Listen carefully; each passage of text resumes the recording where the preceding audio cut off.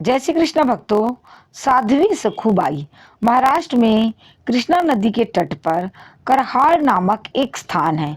वहाँ एक ब्राह्मण रहता था। उसके घर में उसकी स्त्री और पुत्र तथा साध्वी पुत्रवधू, ये चार प्राणी रहते थे।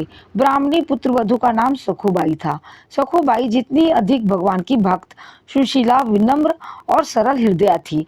उसके सास ससुर और उसके पति तीनों उतने दुष्ट, कर्कशा, अभिमानी, कुटिल और कठोर हृदय थे। वे सखुबाई को सताने में कोई कसर नहीं रखते थे। तड़के से लेकर रात को सबके सो जाने के बाद मशीन की भांति बिना विश्राम के काम करती रहती थी। सास उसे भरपेट खाने को भी नहीं देती थी, परंतु सखुबाई इसे भी भगवान की दया समझकर अपने कर्तव्य के अनुसार अपना कार्य करती थी।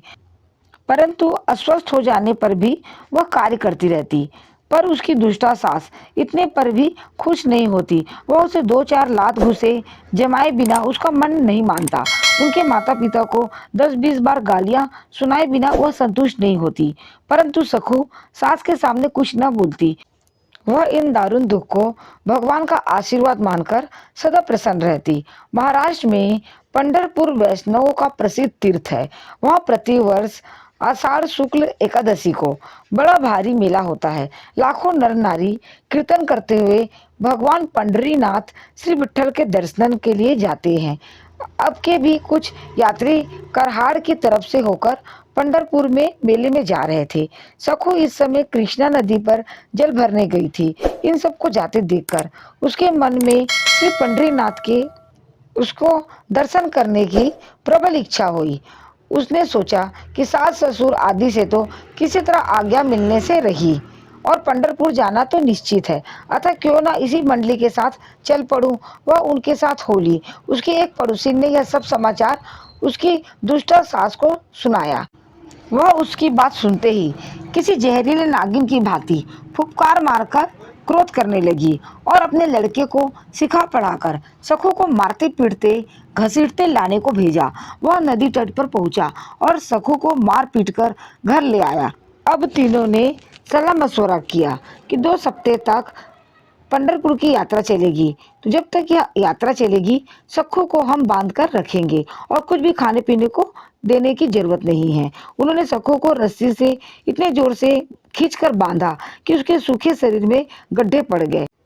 सखूबाई भगवान से कातर स्वर से प्रार्थना करने लगी, हे नाथ, मेरी यही इच्छा थी कि यदि एक बार भी इन नेत्रों से आपके चरणों के दर्शन कर लेती तो सुखपूर्वक प्राण निकल जाते। मेरे तो जो कुछ भी है सो आप ही हैं और मैं भली बुरी जैसी भी हूँ आपकी ही हूँ। हे नाथ, क्या मेरी इतनी सी बात भी ना सुनेंगे?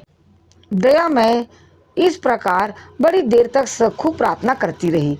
भक्त के अंतर मन की सच्ची पुकार कभी व्यर्थ नहीं जाती। वह चाहे कितनी ही धीमी क्यों ना हो, वह त्रिभुवन को भेद कर भगवान के कानों तक प्रवेश कर जाती है और उनके हृदय को उसी क्षण द्रवित कर देती है। सखू की आर्त पुकार से वैकुंठनाथ का आसन हिल उठा।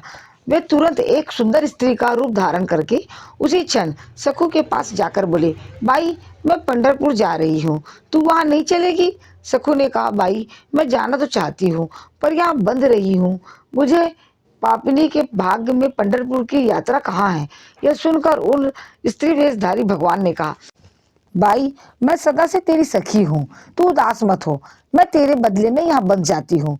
यह कहकर भगवान ने तुरंत उसके बंधन खोल दिए और उसे पंढरपुर पहुंचा दिया।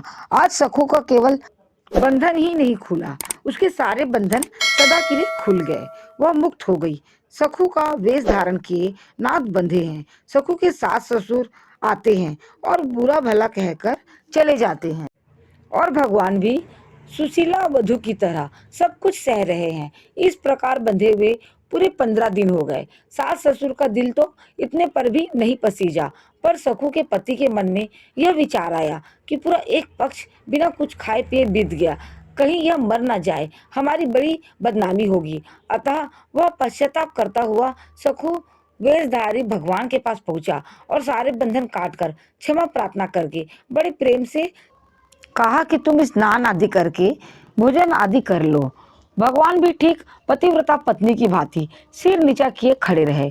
वह सखू के आने के पहले ही अंतर्ध्यान हो जाना चाहते थे, किंतु किसी विपत्ति की आशंका से सखू के लौट आने तक का वहां ठहरे रहे। उन्होंने स्नान करके रसोई बनाई और स्वयं अपने हाथ से तीनों को भोजन कराया। आज के भोजन में कुछ विलक्षण स्वाद था। भगवान ने अपने सुंदर व्यवहार और सेवा से सबको अपने अनुकूल बना लिया। इधर सखूबाई पंढरपुर पहुंचकर भगवान के दर्शन करके आनंद सिंधु में डूब गई।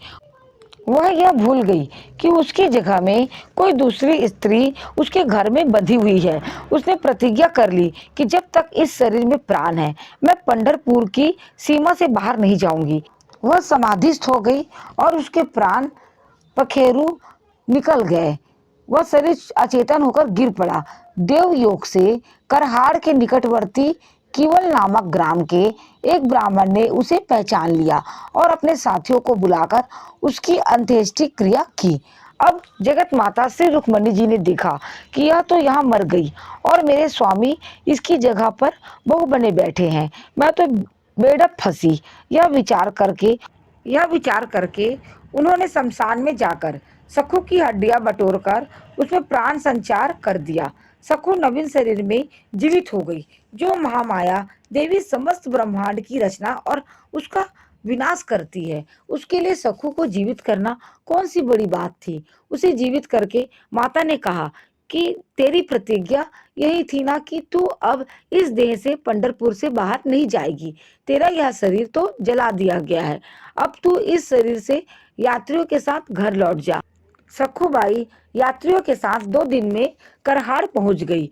सखू का आना देखकर सखू वेशधारी भगवान नदी तट पर घड़ा लेकर आ गए और सखू के आते ही 2-4 मीठी मीठी बातें बनाकर घड़ा उसे देकर अदृश्य हो गए। सखू घड़ा लेकर घर आई और अपने काम में लग गई, परंतु अपने घर वालों को स्वभाव परिवर्तन देखकर उसे बड़ा आश्चर्य हुआ। कुछ दिनों के बाद वह केवल गांव वाला ब्राह्मण जब सखू की मृत्यु का समाचार उसके घर पर देने आया और उसने सखू को घर में काम करते देखा, तब उसके आश्चर्य का ठिकाना नहीं रहा। उसने सखू के सास ससुर को बाहर बुलाकर उनसे कहा, सखू तो पंढरपुर में मर गई थी। यह कहीं प्रेत बनकर तो तुम्हारे घर पर नहीं आ गई। सखू के ससुर और पति ने कहा, वह तो पंढरपुर गई ही नहीं है। तुम ऐसी बातें कैसे कर रहे हो। ब्राह्मण के बहुत कहने पर सखू को बुलाकर सारी बातें पूछी गई। उसने भगवान की सारी लीला कह सुनाई। सखू की बात सुनकर सास ससुर और पति ने बड़े पश्चाताप किए। उन्होंने कहा, निश्चय ही यहाँ बंधने वाली स्त्री रूप में साक्षात लक्ष्मीपति ही थे। हम बड़े नीच हैं और कुटिल भी, जो हमने उन्हें इतने दिनों तक बांध के रखा और उन्हें नाना प्रकार के कलेश दिए। तीनों का हृदय अब शुद्ध हो चुका था। अब वे भगवान के भजन में लग गए और सखू का बड़ा ही उपकार मानकर उसका सम्मान करने लगे। इस प्रकार भगवान की दया से अपने सास ससुर और पतिदेव को अनुकूल बनाकर सखूबाई जन्म भर उनकी सेवा करती रही और अपना सारा समय भगवान का नाम स्मरण, ध्यान, भजन आदि में बिताती रही। बोलो कृष्ण कन्हैया लाल की जय। बोलो भक्त वत्सल भगवान की जय। प्यारे भक्तों, यदि आप सब लोगों को हमारी यह कथा अच्छी लगी हो तो प्लीज़ लाइक, शेयर और सब्सक्राइब जरूर करिए और साथ में कमेंट करके हमें बताइए कि आपको यह कथा कैसे लगी। जय श्री कृष्णा।